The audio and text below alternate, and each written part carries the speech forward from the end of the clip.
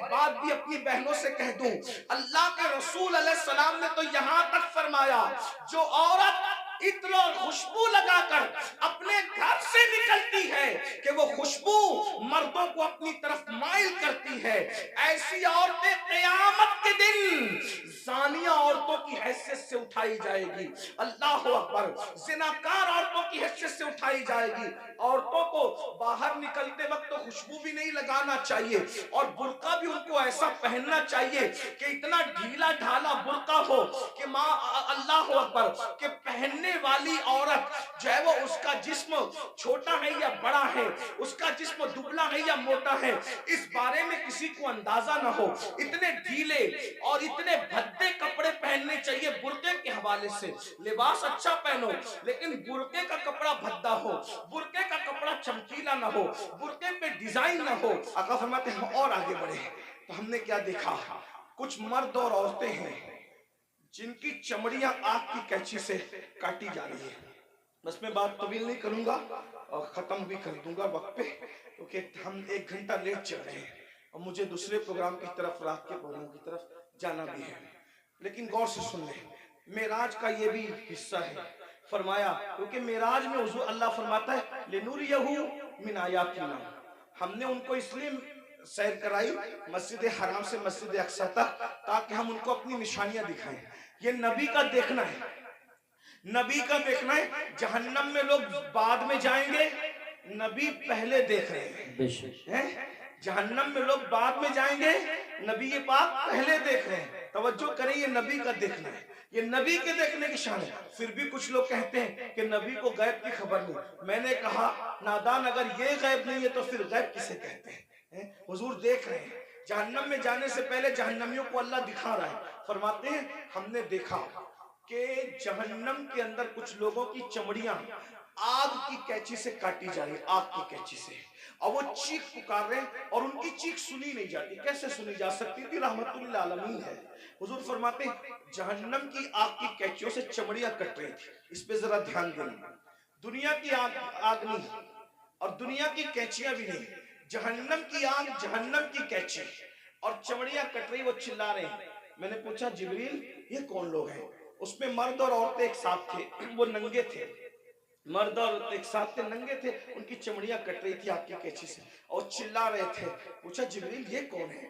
جبریل امین نے کہا یا رسول اللہ صلی اللہ علیہ وآلہ وسلم، یہ آپ کی امت کے وہ لڑکے اور لڑکیاں ہیں، وہ مرد اور عورتیں ہیں جو سج دھج کر گھروں سے اس لیے نکلتے تھے، لڑکے اس لیے سج کے نکلتے تھے کہ ان کو لڑکیاں دیکھیں، اور لڑکیاں اس لیے سج دھج کے نکلتی تھی کہ ان کو لڑکے دیکھیں، اور ایک دوسرے کے فتنے میں بدکاری میں مبتلا ہو جائیں، تو یہ ان کو آگ کی کینچی سے آج کاٹا جا رہا ہے۔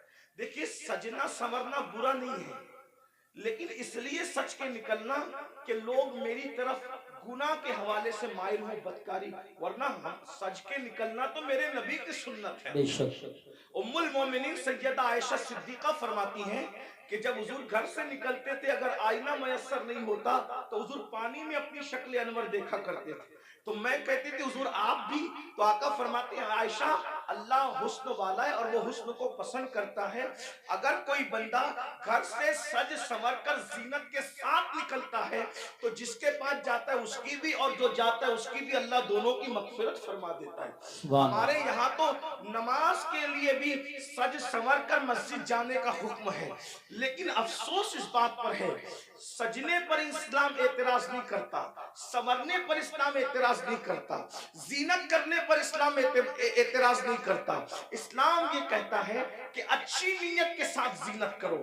یہ نیت سے زینت کرنا، عطر لگانا، خوشبو لگانا اور اپنی شکلوں کو سنوارنا کہ معاذ اللہ مرد اس طرح سے کرے کہ عورتیں ان کی طرف متوجہ ہو اور بدکاری میں مبتلا ہوں، اور عورتیں اس لیے سجے سورے کہ مرد ان کی طرف متوجہ ہو کر بدکاری کے اندر مبتلا ہو جائے۔ میرے آقا صلی اللہ علیہ وآلہ وسلم کی کنیزوں سے ایک بات کہنا چاہتا ہوں، سنورنا عورتوں کو ضرور ہے لیکن باہر نکلنے کے لیے نہیں بلکہ اپنے شوہر کے لیے۔ یہاں تک فرمایا گیا جو عورت اپنے شوہر کا دل خوش کرنے کے لیے بنتی اور سنورتی ہے، اللہ تبارک و تعالی ایسی عورت کو نفل نماز پڑھنے سے زیادہ ثواب عطا فرماتا ہے۔ لیکن یہاں بازار میں جانے کے لیے نہیں سنورنا संवरना, वलीमे में जाने के लिए नहीं संवरना, बाहर निकलने के लिए नहीं संवरना। औरत को अगर संवरना है तो शौहर के लिए संवरना है। और एक बात भी अपनी बहनों से कह दूं, अल्लाह के रसूल अलैहिस्सलाम ने तो यहां तक फरमाया, जो औरत इत्र और खुशबू लगाकर अपने घर से निकलती है कि वो खुशबू मर्दों को अपनी तरफ माइल करती है, ऐसी औरतें क़यामत के दिन ज़ानिया औरतों की हैसियत से उठाई जाएगी। अल्लाह अकबर। ज़िनाकार औरतों की हैसियत से उठाई जाएगी। औरतों को बाहर निकलते वक्त तो खुशबू भी नहीं लगाना चाहिए और बुर्का भी उनको ऐसा पहनना चाहिए कि इतना ढीला ढाला बुर्का हो कि माँ अल्लाह अकबर के पहनने वाली औरत जो है वो उसका जिस्म छोटा है या बड़ा है, उसका जिस्म दुबला है या मोटा है, इस बारे में किसी को अंदाजा ना हो। इतने ढीले और इतने भद्दे कपड़े पहनने चाहिए बुर्के के हवाले से। लिबास अच्छा पहनो लेकिन बुर्के का कपड़ा भद्दा हो, बुर्के का कपड़ा चमकीला ना हो, बुर्के पे डिजाइन ना हो। इमाम गजाली रहमतुल्लाह अलैह ने आज से 900 साल पहले फतवा दिया था कि डिजाइन वाला बुर्का पहनना जायज नहीं है। 900 साल पहले औरतों को डिजाइन वाला बुर्का पहनने से मना कर दिया गया और आज तो बुर्के के डिजाइन तो देखो कि माज़अल्लाह जो नहीं देखने वाला वो भी देखने लगे। ये कैफियत है, ये हालात हैं। इसलिए मैं अपनी बहनों से कहूंगा, देखो ये दुनिया है बहनों, ये दुनिया है। एक जुमले के लिए अपनी आखिरत बर्बाद मत करो।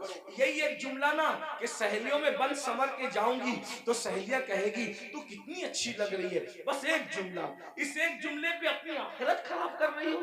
इस एक जुमले को सुनने के लिए अपनी आखिरत बर्बाद कर रही हो।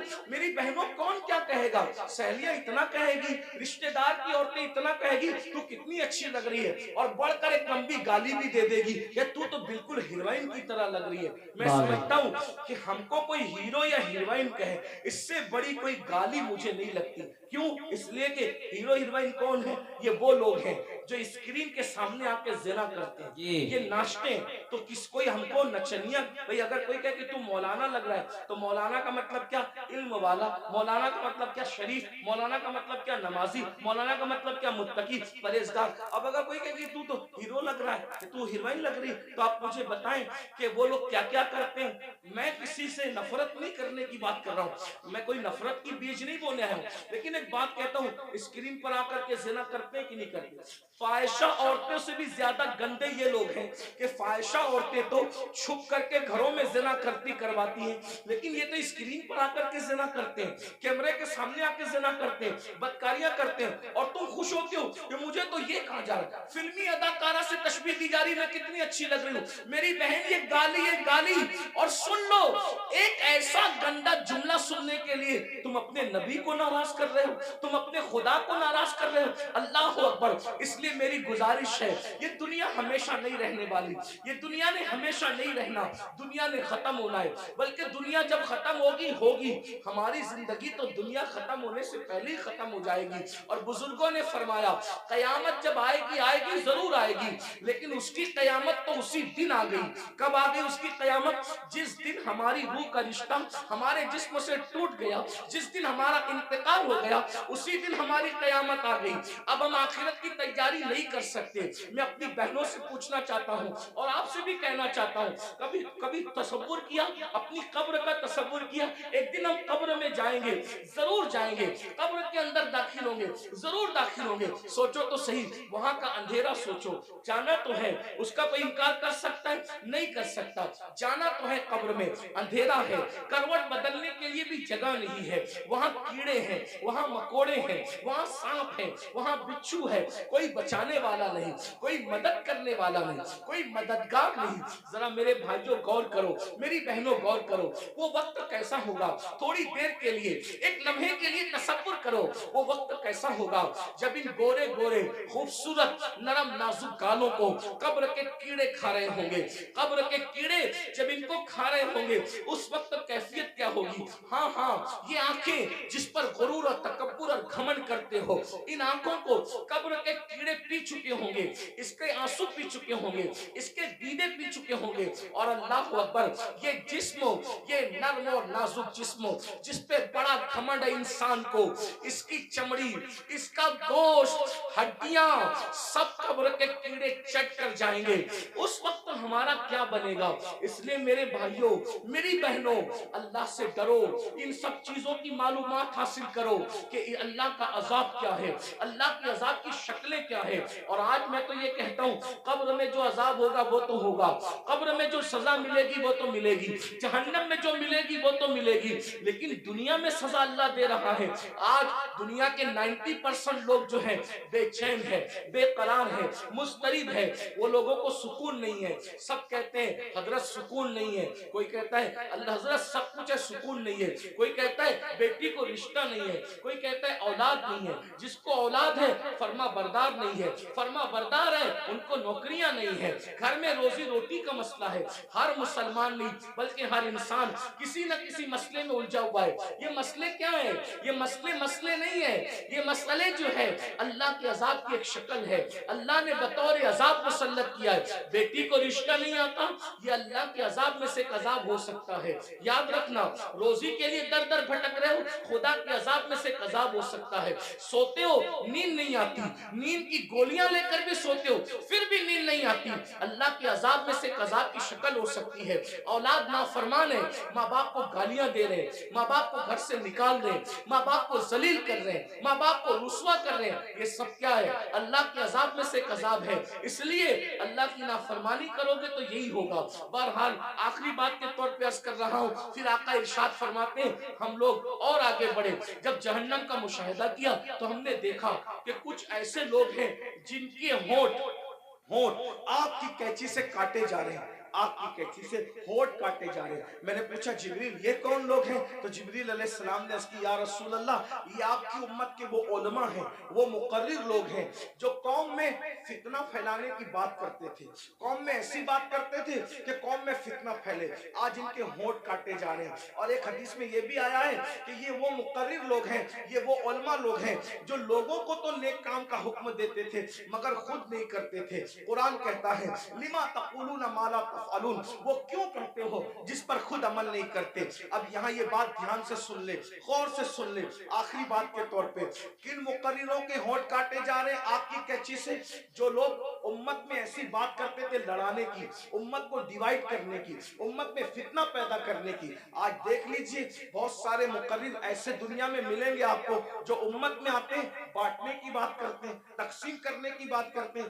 उम्मत के जो मुत्तफक अलैह मसाइल हैं उससे हट करके नई बातें छेड़ते हैं। मिसाल के तौर पे 1857 से पहले पूरी उम्मत जो है वो हिंदुस्तान के अंदर पूरी कौम जो है इस बात पर मुत्तफिक थी कि अल्लाह ने अपने नबी को गैब का इल्म अता फरमाया, लेकिन नई बात लाई गई और कौम को लड़ाया गया। और ये बात कही गई कि नबी को तो दीवार के पीछे की खबर नहीं है, एक नई बात करके कौम को लड़ाया गया, उम्मत में इंतशार पैदा किया गया। इसी तरह 1857 से पहले इस मुल्क हिंदुस्तान में पूरी कौम का अकीदा था कि नबी जिंदा है, नबी हमारी जानों से ज्यादा करीब है, बल्कि कस्में उठाकर मुसलमान कहता था तू जिंदा है वल्लाह, तू जिंदा है वल्लाह, मेरी चश्मे आलम से छुप जाने वाले।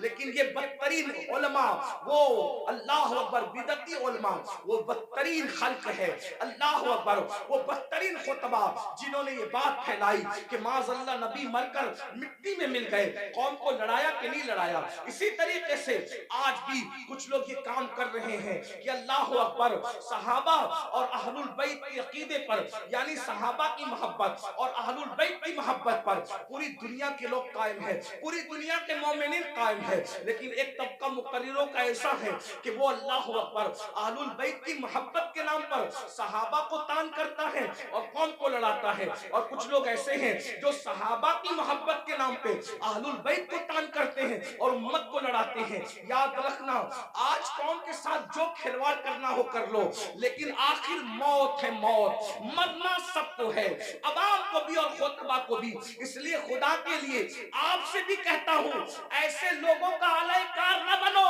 جو صحابہ کے نام پر اہل بیت پہ سوالیہ نشان کھڑا کرتے ہیں، اور ایسے لوگوں کا بھی اعلی کار نہ بنو جو اللہ اکبر اہل البیت کے نام پر صحابہ کو گالیاں دیتے ہیں. واللہ صحابہ ہماری ایک آنکھ ہے اور اہل بیت ہماری دوسری آنکھ ہے.